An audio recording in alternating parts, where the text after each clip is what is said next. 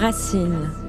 À l'approche des fêtes, le casse-tête est en marche. Comment réussir son repas? Alors, entre gastronomie, exception et facilité, il en faut parfois peu pour épater finalement.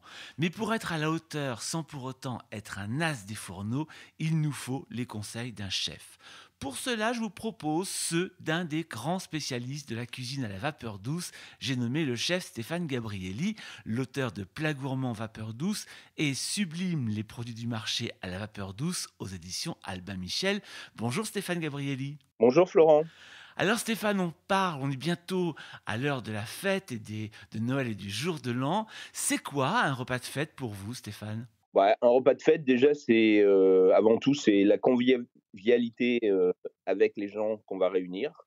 Donc voilà, il faut que ce soit un peu festif, c'est une ambiance aussi, c'est des choses un peu différentes dans l'assiette, mais qui soient pas forcément, du caviar et du foie gras. Donc on peut faire des repas festifs, avec, quelques produits du quotidien qu'on va un peu sublimer et travailler un peu plus en amont, en ayant un peu plus de temps pour pouvoir réaliser des recettes finales, sympathiques. Alors quand on a un petit budget justement, on parlait de caviar ou de foie gras, quand on a un petit budget pour réussir un repas de fête, sur quel produit on peut miser pour remplacer ça justement? Alors déjà, on peut miser sur tout ce qui est volaille, hein, parce que voilà, donc on peut avoir, le canard, on peut avoir, il y a les chapons, on peut avoir, les pintades aussi, il y a des pintades chaponnées. Donc voilà, on est, par rapport à ça, c'est très intéressant. Après, on peut travailler la truite aussi, il y a des très beaux élevages de truites, en France maintenant qui se sont développés. Donc, plus que le saumon parce que voilà, le saumon, ça reste, une qualité et un prix qui est plus à la hauteur maintenant, par rapport à ce qu'on en attend. Donc, je pense que ça aussi, ça peut être, intéressant. Après travailler sur des œufs de truite, ou des œufs d'avocat aussi qui sont un peu le côté, festif, visuellement. Alors des œufs de Mais, quoi? des œufs d'avocat, c'est les œufs de hareng fumé qui sont, avant on avait le fameux toast, à l'œuf, le toast aux œufs, ça y est, j'ai plus le nom, ces petits, œufs, rouges et noirs qu'on avait œufs de Aux Limpe, œufs de voilà. limpe. Ouais, on avait les fameux toasts aux œufs de Limpe, qu'on avait à chaque repas de fête. Mais, l'avocat, c'est des œufs de hareng fumés et voilà et c'est un peu plus gourmand et c'est très intéressant en bouche. Alors donc on va miser sur ces petits œufs, la volaille. Question dessert, on va partir sur quoi? Est-ce qu'on peut faire une bûche chez soi?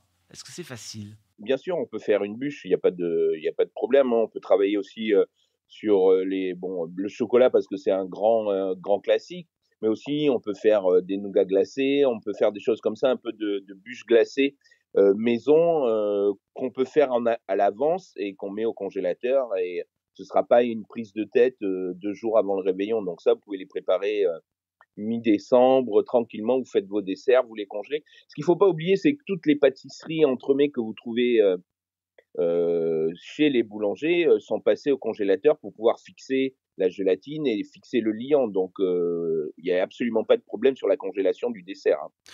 Une recette rapide de bûche par exemple pour Stéphane Gabrielli, ce serait quoi?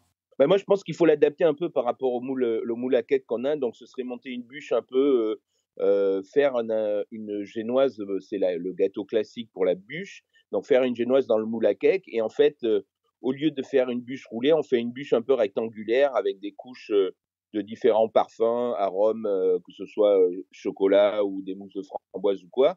On se garde la base du moule à cake, on la bloque au congélateur et après on vient faire un beau glaçage, chocolat, pralin, ou framboise, voilà, on peut faire quelque chose de très intéressant en partant sur, une cuisson, de biscuits au vitaliseur. Donc un gâteau génoise qu'on va séparer en tranches dans le sens horizontal et qu'on va garnir, c'est ça l'idée?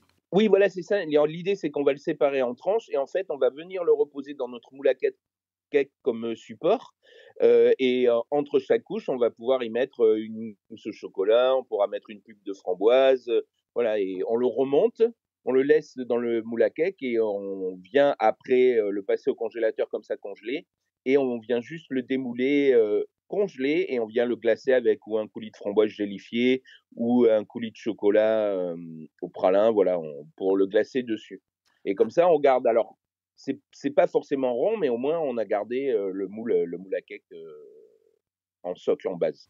Donc avis, à toutes nos inspirations. Pour, travailler un produit, pour présenter un plat, ce qui est intéressant, c'est la sauce ou le petit bouillon qu'on va faire. Ça, c'est vraiment le petit plus qui amène justement le côté festif du repas? Oui, bah, déjà, de toute manière, les sauces et tout ça, bon, il y a plusieurs, fois, j'ai évoqué les sauces vierges ou quoi, donc oui, bien sûr, c'est ce qui va amener le liant, la gourmandise, sans être dans de la crème fraîche, du beurre, des choses très lourdes ou quoi. On va amener, justement de la fraîcheur, et ça, c'est très intéressant et ces sauces vierges, elles peuvent être, à température, dégustées à température, il y a pas besoin à chaque fois de les refaire bouillir ou elles peuvent être juste tiédies, dans la soupière au vitaliseur pour venir, donner de la gourmandise à vos plats et là, on est en plein dans les agrumes, on est en plein dans des fruits qui sont très intéressants. On fait des sauces vierges, excellentes. Alors on rappelle peut-être la base d'une sauce vierge pour ceux qui connaissent pas? Oui, c'est du jus de citron, de l'huile d'olive, donc on a cherché de l'acidité et après on vient incorporer quelques fruits, des cubes de pommes, des cubes de poires, on peut mettre, du pomelos, des grenades, voilà, on essaye d'incorporer quelques fruits pour la fraîcheur. On peut aller aussi chercher des herbes, pour donner, l'aneth si on a de la truite, voilà, pour donner de la gourmandise. Tout ça taillé très finement, on le rappelle, pour que ce soit plus joli, Ouais, déjà. bien sûr, c'est le rituel. C'est là où on est sur le repas festif, c'est justement on fait attention à ses coupes, on taille proprement, voilà, on fait des belles brunoises pour que de suite, on se dit: «Ah ouais, c'est différent». Parce que si on fait des gros cubes, bah, c'est pas très joli. Donc ça aussi, c'est important, c'est on soigne les taillages. La sauce vierge, elle va aller avec n'importe quel plat, que ce soit poisson, volaille, viande? Ouais, alors c'est vraiment une sauce qui est vraiment cosmopolite, hein. C'est-à-dire qu'on peut travailler, sur, le salé, on peut travailler sur les poissons, sur les gambas, les Saint-Jacques, c'est la grande saison des Saint-Jacques. Alors, une chose pour les Saint-Jacques, achetez-les maintenant, profitez-en parce que la Saint-Jacques, elle supporte très bien la congélation, il y a pas de problème. Donc vous l'achetez, vous la décoquillez, maintenant vos poissonniers, ils la décoquillent. Donc vous la lavez parce il peut rester encore du sable quand il la décoquille. Vous la lavez, vous la mettez à plat sur un plat, vous la congelez à plat au congélateur et vous la ressortez, juste avant un jour avant que vous l'utilisiez. Vous la laissez revenir, à température au frigo et voilà, ça, la Saint-Jacques supporte très bien la congélation et avant qu'elle atteigne des prix, x2, x3, vous pouvez la préparer d'avance. Et au vitaliseur, une Saint-Jacques, c'est quelques secondes de cuisson? Une minute? Ouais, vraiment, en fait, ce qu'on va dire, c'est qu'elle va cuire de peur, hein, donc c'est pour ça, c'est surtout il faut la laisser revenir en température. Ça, c'est vraiment important. La saler un peu avec du sel fin, pas la cuire à 4 degrés ou 5 degrés. Donc vous la laissez, 2 bonnes heures qu'elle revienne à température et après vous la mettez et c'est 2 minutes de cuisson. C'est vraiment, très, très rapide, hein. La coquille Saint-Jacques, on va l'accompagner de quoi? Une fois qu'elle est cuite?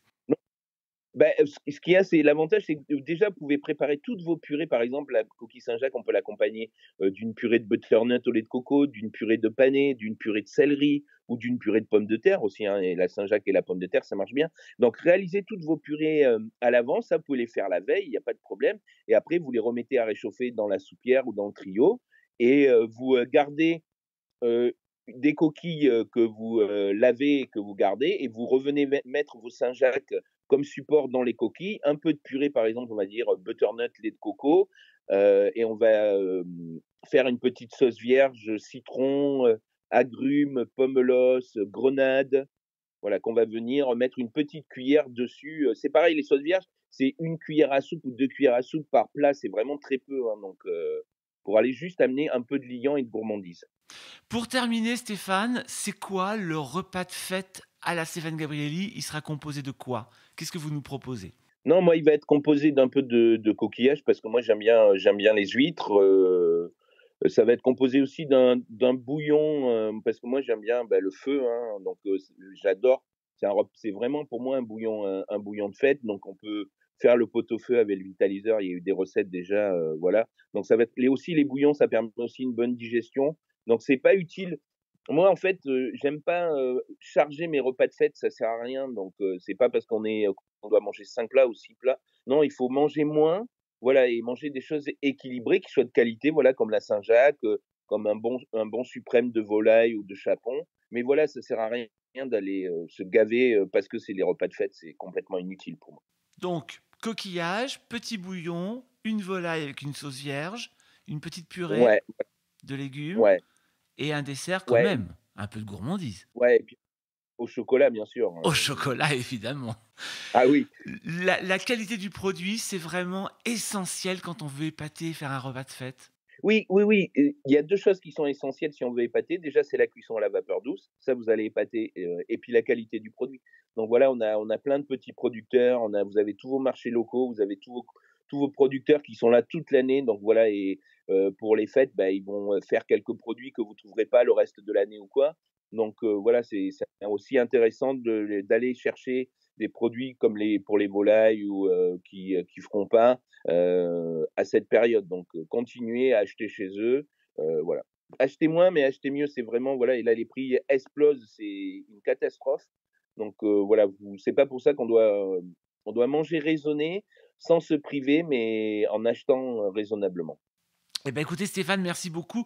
Grâce à vous, on va essayer de faire marcher notre, imagination, vos petits conseils et réussir nos fêtes de fin d'année. Merci Stéphane. Merci Florent et passez des belles fêtes. Vous aussi.